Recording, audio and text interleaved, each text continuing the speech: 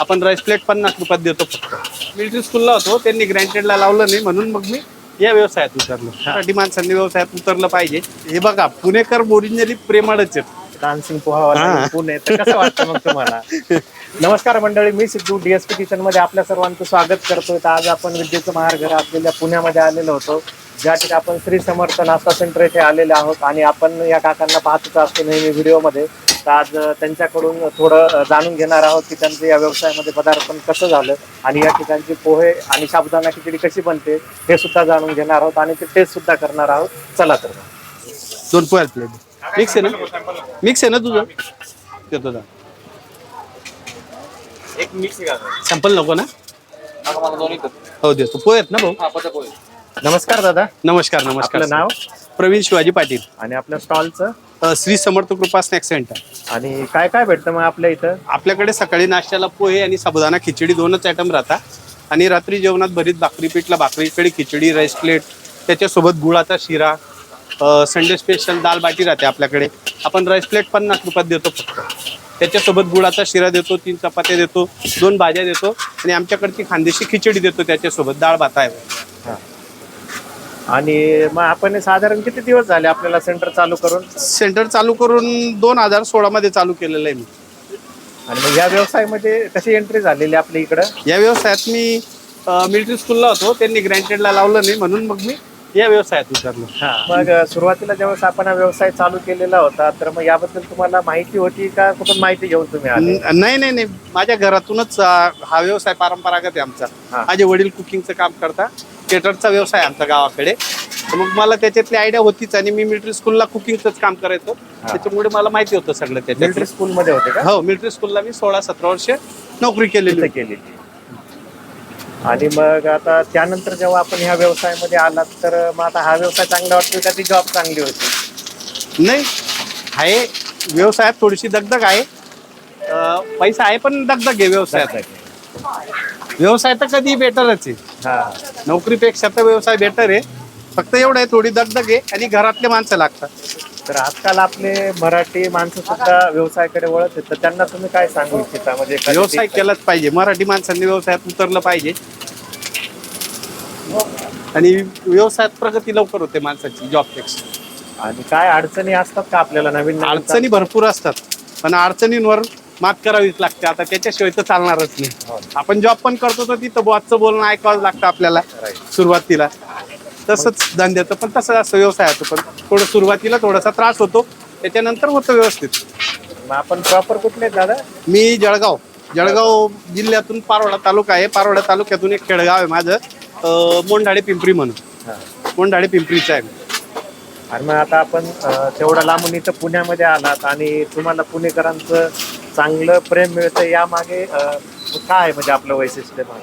वैशिष्ट्य म्हणजे हे बघा, पुणेकर ओरिजिनली प्रेमळच आहेत, पुणेकर लोकच प्रेमळ आहेत, त्यांना प्रेम सांगायची गरजच नाही, म्हणून ते ऑटोमॅटिक प्रेम करतातच सगळ्यांवरच। आणि मग आपले आता याचे रेट कसे होते ज्यावेळेस आपण सुरुवात केली होती आणि आता मध्ये?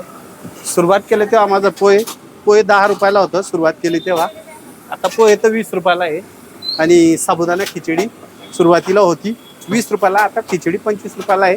मिक्स प्लेट होती 20 रुपयाला, आता 25 रुपयाला आहे मिक्स प्लेट। आणि मग आपला याचा टायमिंग काय असतो? सकाळी 7:15 वाजता चालू होतं, 2 वाजेपर्यंत, 2 वाजे, आणि नंतर रात्रीचं जेवणाचं चालू होतं 7:30 वाजता तर 10-10:30 पर्यंत। 10:30.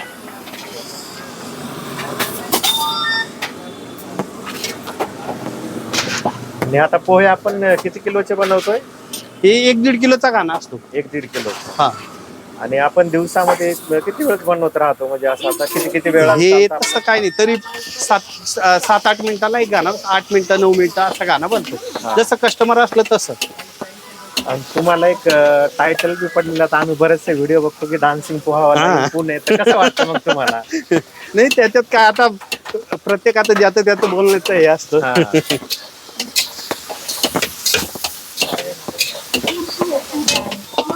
हे प्रेम असलं पाहिजे फक्त कस्टमरचं, बाकी काय नाही। आणि समजा व्यवसाय करायचं झालं तर मग व्यवसायामध्ये काय गोष्टी लक्षात ठेवल्या पाहिजे आपण? लक्षात ठेवायचं म्हणजे व्यवसायात प्रेमळ बोलणं, व्यवस्थित कस्टमर सोबत प्रेमळ बोललं म्हणजे होतं बरोबर. आणि शेवटी आपल्या क्वालिटीवर पण सगळं मेंटेन, हा क्वालिटी क्वालिटी मेंटेन ठेवली ना, क्वालिटी मेंटेन ठेवली तर सगळं होतं बरोबर. आणि दादा मग आता आपल्या इथले जर हे पोहे साबुदाणा खिचडी किंवा मग नाश्ता जेवण वगैरे करण्यासाठी कोणाला यायचं असेल तर आपला प्रॉपर ऍड्रेस काय आहे? प्रॉपर ऍड्रेस बघा, Rutuja park near Cummins college, Karvenagar, Pune. आणि आपलं स्नॅक सेंटरचं नाव? स्नॅक सेंटरचं नाव श्री समर्थ कृपा स्नॅक सेंटर. हा मिक्स आहे भाऊ, देतो. ओके भाई, सॅम्पल दे. लिंबू घे, लिंबू लिंबू दे. काढा सॅम्पल देऊ तुला. आंबोबाजी देऊ, मिक्स आहे.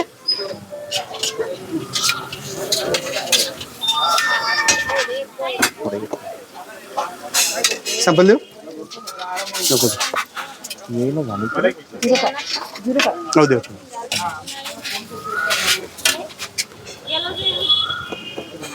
सॅम्पल ओके, मिक्स देऊ.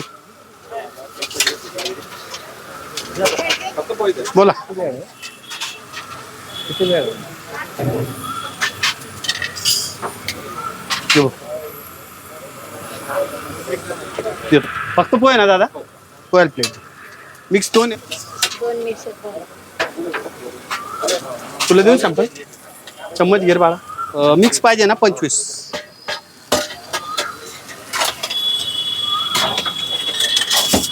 दादा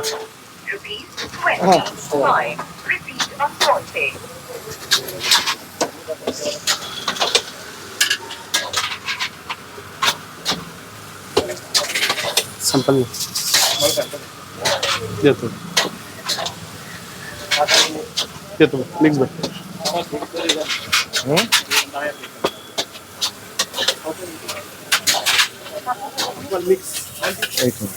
काय काय जाते यामध्ये? ही साबुदाणा खिचडी आहे, बाजूला बाजूला पोहे, त्यानंतर शेव, कोथिंबीर, लिंबू, त्याच्यात कांदा आणि आपली ही मटकीचं सॅम्पल आहे, कर्री. एक मिनिट हा. मटकीची कर्री, दोन्ही आयटम गरम. तर आपण या ठिकाणचे पोहे आणि साबुदाणा खिचडी कशी बनते हे पाहिलेलंच होतं. तर आता आपण हे टेस्ट सुद्धा करणार आहोत. तर आपण मिक्स प्लेट घेतलेली होती ज्यामध्ये साबुदाणा, पोह्यावरती आपण सॅम्पल घेतलेला आहे. ते मटकीचे असते, तरी आपण टेस्ट करून पाहणार आहोत.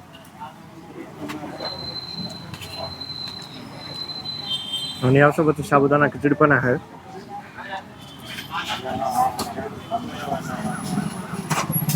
एक नंबर टेस्ट आहे याची.